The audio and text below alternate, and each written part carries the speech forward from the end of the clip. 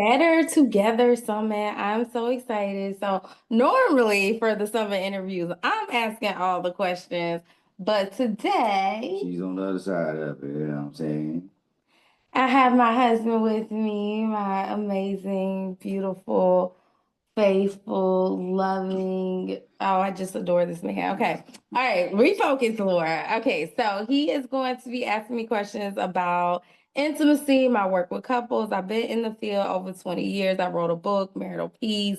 And so today I want to give you guys some of the game and y'all can, feel some of this energy right here. Okay. So I'll be on later today to answer any questions you have. But for now, She finna get some question to her.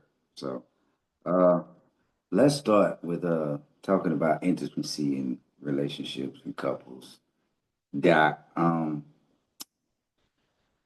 first your personal opinion on intimacy first. What's your personal opinion on personal? I think intimacy is so important. I feel like a lot of times when people think of intimacy, they think of sex, which that's a part of it, but it's so much more than that. It is a look, it is the emotional vulnerability, it is the ability to have social intimacy and do fun things together. With physical intimacy, I think of it not just being like a transactional thing of like scratching an itch, but it being a metaphysical experience. Okay, well, good answer. I can't find a good answer. Well, let me ask you this then. It's gonna kind of sound a little, but what can couples do to, improve their intimacy?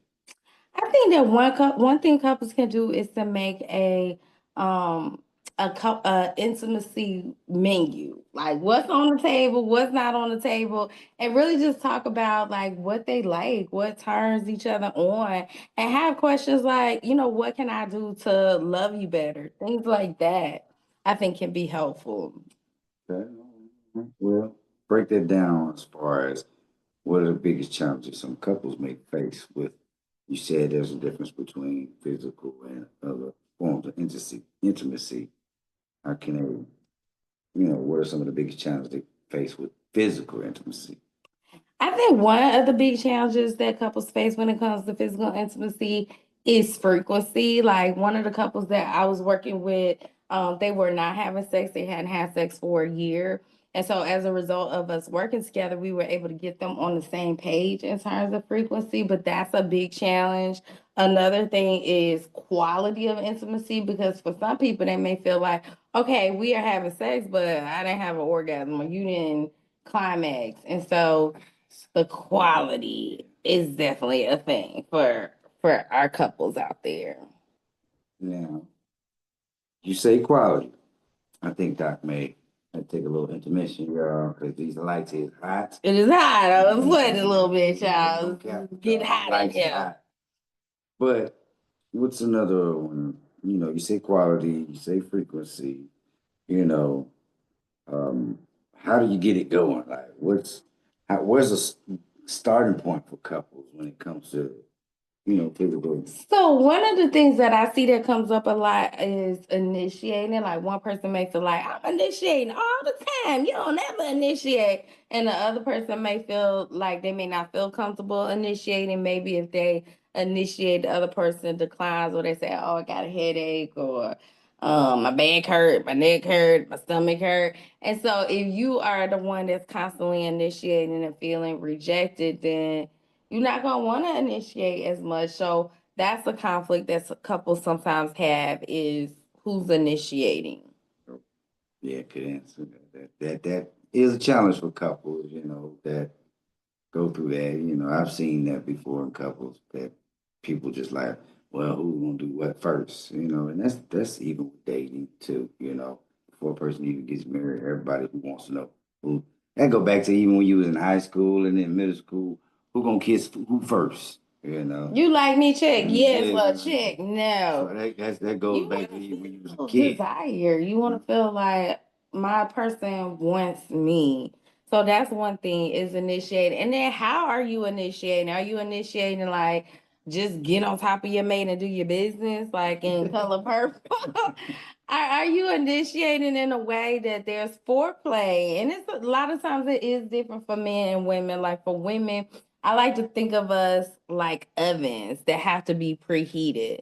And a lot of times for men, I like to look at men like microwaves, that it's just maybe a look or two and it's on, So these are things that we have to consider, gender differences. Okay, gender differences. Dive deeper into that. So, like for men, a lot of times men can have sex when they're beefing with their spouse. For women, it's the women want there to be peace before they can feel comfortable having sex. So, are we emotionally connected? Did we just get into an argument? For a woman, that's going to be important. For typically for a man, they can end the fight by having sex, and women need to end the fight before having sex. So those are some of the gender differences that I see. And then for women, a lot of times it's a longer it's a longer time for them to get aroused, whereas for men, 1, 2 steps, 1, 2 hit a quitter, and the man ready to go like the microwave. So that's something that we have to recognize is the differences that exist between us and not expect your spouse to experience arousal the same way that you do. That doesn't mean something is wrong because it's different. Man, you good at this. You good. Well, People, they gonna start rethinking and re-strategizing some things in their intimacy, physical. Now, I gotta. We're still unpacking this now. So far, challenges we have is frequency. I think you said quality. Initiate something. So who's gonna go first. We talked about the difference between the men and women and how they're turned on and how arousals. Uh, One thing we got to take into mind: everybody ain't without children. So some folks got kids. Yes. And all them kids not grown and out of the house yet. Some of them still babies, right, y'all? So how do they work? How they do a couple work around that type of challenge? These are real challenges that have to be taken into account. Like for some of my couples that I work with, the woman may say, like, I really don't even feel comfortable. I don't even get aroused just knowing that my kids are in the other room, or they may come and open the door and say, "Mommy, mommy." Just knowing that the kids are there is like, for some people, a turn off. So you want to make sure that you are creating the type of environment, the type of space that fosters physical intimacy. If you know that you're gonna want to have sex with your spouse this weekend, then why don't you get a babysitter? Y'all go out, keep things steamy, and make sure that you are creating boundaries with your children so that they not just running up in the room. And so that might look like putting them to bed extra early, like 9 o'clock, where you and your spouse gonna be up a little bit longer. Or that might include like I said, getting a babysitter, but making sure that you have friends that also have kids. Y'all can exchange. I watch the kids on Friday, you watch the kids on Saturday. So that way, even if you do have children, you're not letting that ruin your sex life, because the worst thing is to give all your time, all your energy to your kids, have a child-centered marriage, and then them kids turn 18 and they out of the house, and then we look at each other like, who are you? Marquise, who is that? Hey, I don't know who that is either. I don't know who that guy is. But that's a good answer, dog. That's a good answer.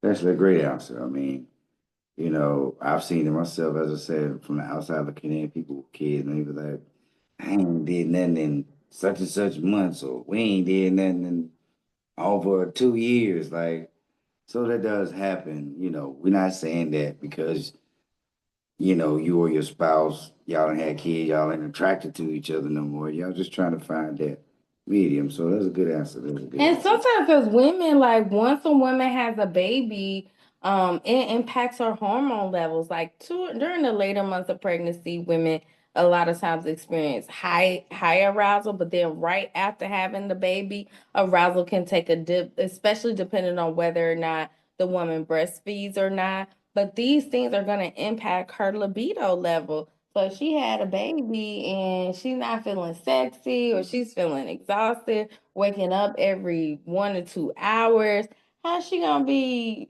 able to, turn that thing up. The baby environment it all over her. She just feel disgusting. And then her man reach over like, let me stick my penis inside you. Wow. Yeah. Well, yeah, that's yeah, you can't be more real than that, y'all, you know.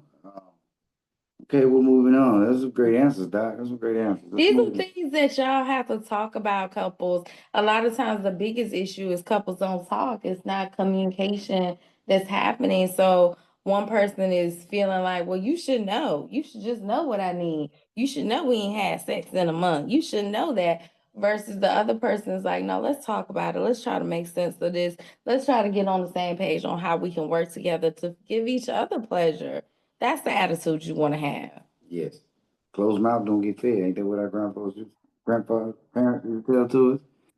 Now, Doc, along on that same train, you know, I'm kind of add another car to that train for you to Okay. carry on this conversation, this interview. You said communication talk.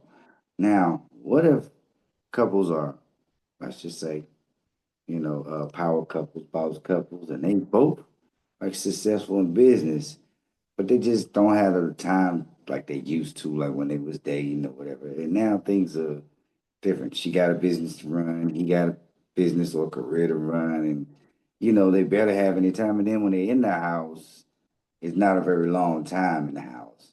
How do they work around that physical intimacy and getting that getting that in, you know, because you know, yeah, all the bills is paid, yeah, the kids is good, yeah, we having fun, yes, we traveling, but we ain't done nothing and I ain't touched my wife. And so what do you say to those couples?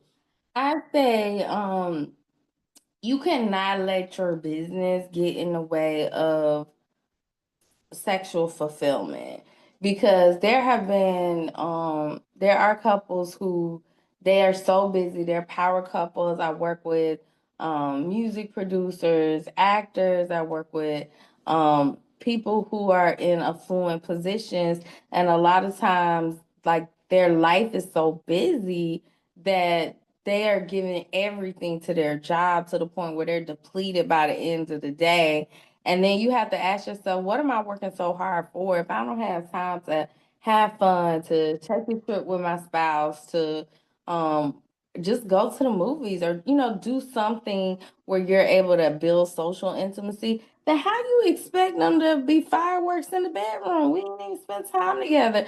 So you can't give everything to your career. And I used to be like that where I was like constantly working, and I think one of the things that you help me with is being present in the moment, not getting distracted, not always on my phone, but just like putting the phone down and saying like, "Hey, it's me and you. I want to just, talk to you, see how your day is going." It's things like that that you help me to do so that we can be in tune with each other. And I really appreciate that, sweetheart. Yeah. Yeah, but that she's right, y'all, though, because if you not in the present with your partner, your spouse, you know, then they're gonna feel left out. They're gonna feel like, you know, what they even in the picture for. They'll start to feel some type of it can go as far as regrets, you know, sometimes. And you don't want that from your spouse or your partner. You don't want that feeling and you don't want them to feel like that either. So yeah, it's important to just, you know, hey, I'm here with you. Let's just be here right now. We gotta tell everybody what we doing. We ain't gotta be on social media. Hey, look at where we at. You know, we gotta do all of that. Let's just be here with each other. And you know, I believe that it helps. You know, great answer, Doc. Great answer, Doc. We got a few more. We got a few more, and then we're gonna let the people gonna digest all this good stuff that you give them. Let me see. Let me go through my questions here. Yeah, no. Okay, yeah, here's a good one. Okay. I guess this question will be direct for you. How do you help couples So improve intimacy?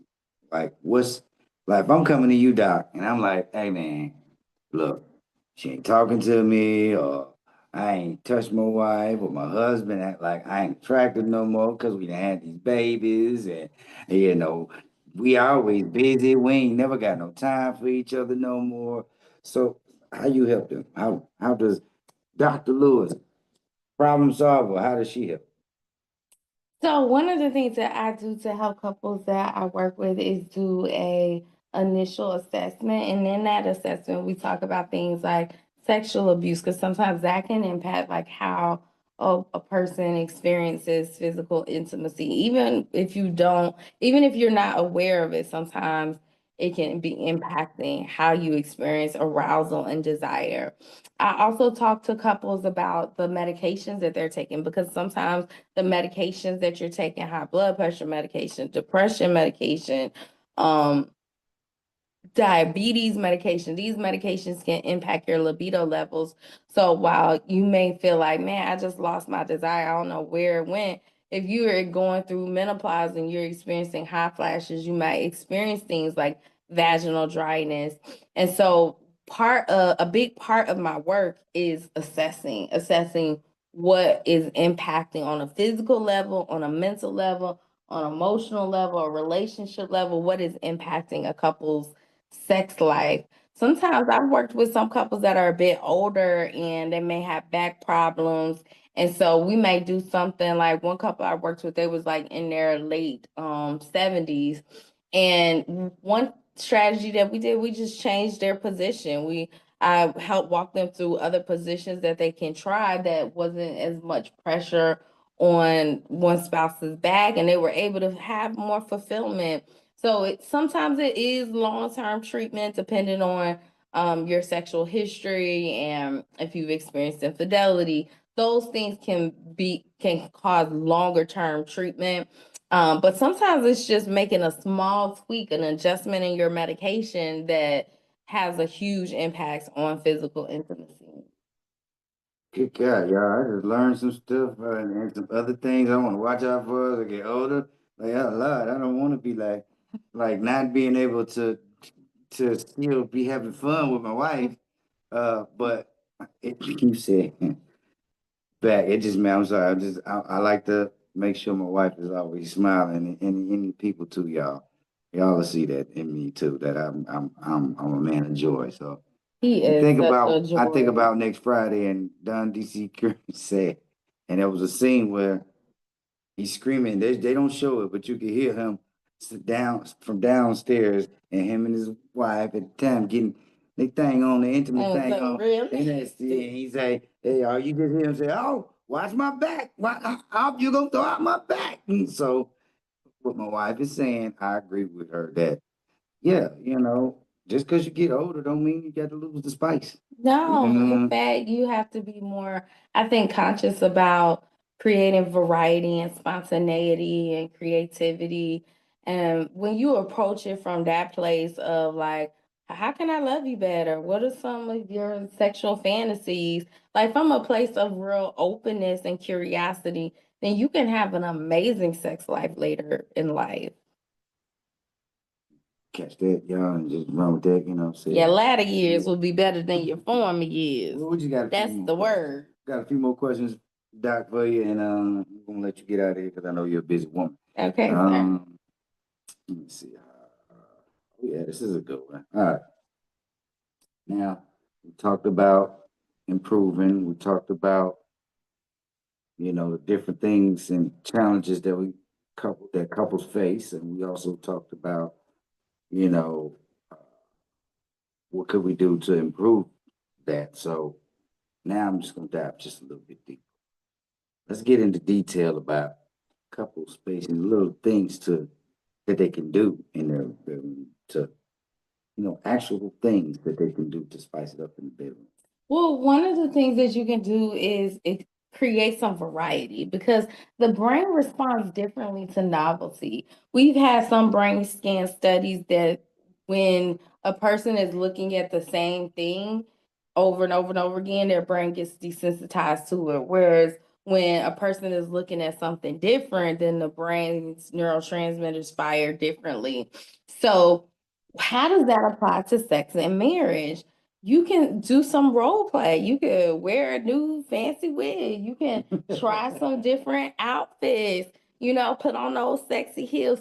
Do something different to kind of get the arousal going in a new way because you want to keep it exciting and fresh. You can even go to a sex store to see, okay, maybe we could try this new like sex furniture or a swing set. It's so many different endless possibilities.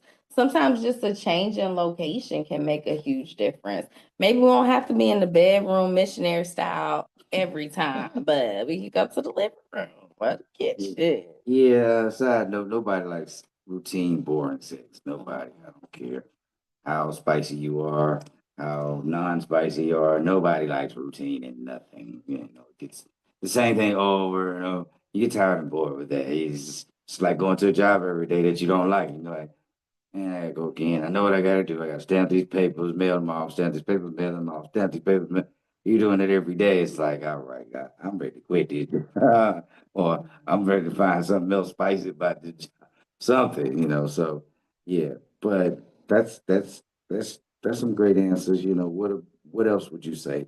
Besides, variety and going to sex stores and role playing, what else would you say? Now, this is an activity that I do with my couples in counseling. So, sidebar, definitely check us out at atlantacoupletherapy.com. You can book a session with me by calling 404-496-8070. So, one of the strategies that I did with one of my couples that was really cool is we did a body mapping exercise. So, I said, draw a picture of a body. And then on a scale 1 to 5, rank order the areas that you would like for your spouse to attend to leading up to an intimate moment.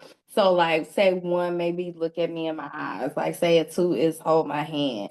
Say a 3 is rub my chest, or a 4 is lick my clitoris. Like, leading up to number 5, like going towards an intimate moment. And so this allowed for really fresh conversations because for some of the couples that I work with, they had never had a conversation about what they like. Sidebar. That's true because a lot of couples they just go into the action. They don't actually talk about what each other like. They just try to feel each other out and just think, okay, she like this or he like this. Every time I do this, it seems, and he really might not like it. He just do it because it's like, okay, my wife is pleased, but she want to do this new thing, and I ain't really with this new stuff. But so back to what Doc was saying earlier about talk about it, communicate with your partner, ask your partner questions. She's right about that. Like I said, you're good at this. Uh, a couple more, and then I'm gonna let you get out of here. Like I said, because your husband can talk, and the people out there in the land, and then every area wherever you tuning in and streaming in from, welcome on in to this. Let's see. You never talk about something that, you know, um, I mean, you said locations and stuff like that, but it's one thing you left out. One thing you left out. Tell me. I don't know how I would say frequency or time of the day or like what can couples do or what to navigate, I guess, frequency. And then we'll break down frequency, how that works with the different partners. But for right now, just answer that, what would be agreed, frequency or, what's the difference between frequency and the time of the frequency? So one of the things that I want you guys to be mindful of is that you might be a morning person and your spouse may be a night person. And so you want to be engaged in compromise, where compromise is not I get 100% of what I want all the time and my spouse gets 100% of what he That's wants true. all the time. But it's like, okay, how can we find a good balance where we both are feeling good about how often we're having sex or um the time of day, right? So maybe if one of you is more of a morning person, like in my marriage, like I'm more of a morning person, I'm excited in the morning, and my husband is more like a night person. And so in those cases, like where you have energy at different times of day, I would say compromise. And sometimes you focus on that. How you put in morning wood. Yeah, The it's still some women out there don't understand that we don't control that. In the morning, it's just natural for it, man. We wake up like that. We ain't waking up just we want to just roll over and hump you like a little puppy. little snootchadoodle, little puppy, little yippy dog. You know, it's been that way since we was 13, 12. Some of us earlier, hit puberty earlier, you know. It's been So that to way. his point, it's like um you want to have variety. You want to have like sometimes we eat in the morning, sometimes we eat at night, depending on like what energy level your spouse enjoys. And then like in terms of frequency, sometimes I see that men have a higher frequency rate than a lot of my women couples.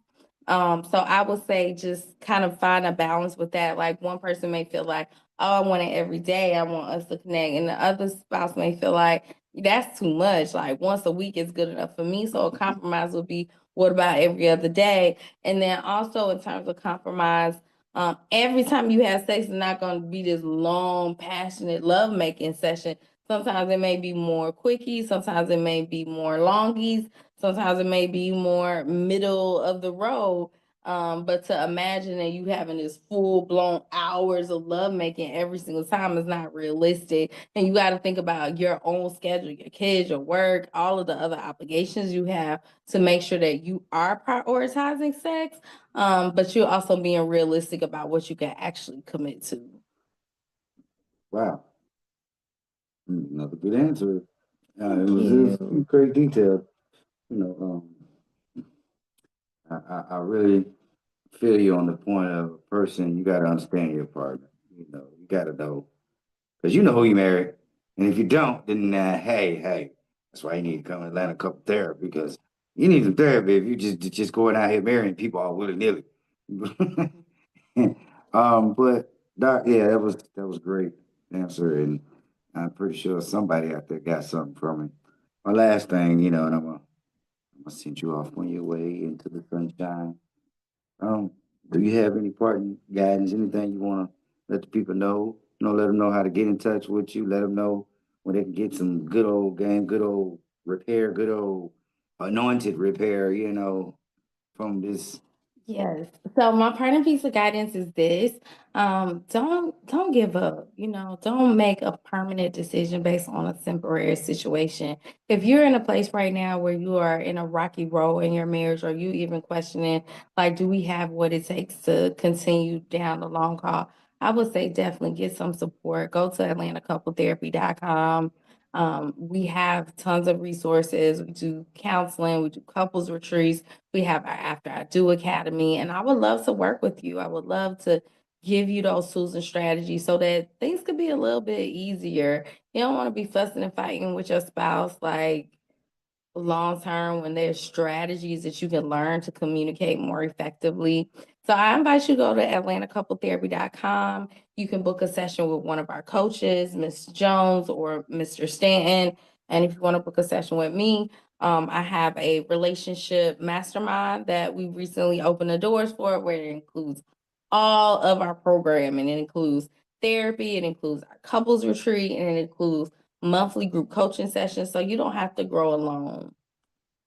Will work for y'all. Well, Doc, we appreciate you doing this for everyone that needed it, wants it, and hopefully you give us some more soon. You know, looking forward to having another one of these. Maybe we're gonna get some testimony from some people out there about, man, Doc, boy, now my husband can't stay off of me because now he know how to talk to me. Now he know how to ask for it, you know. So on that note, y'all, Y'all be blessed. Have an amazing rest of the day. And definitely write in your takeaways. I would love to hear your takeaways. Please share it in the chat. Be blessed.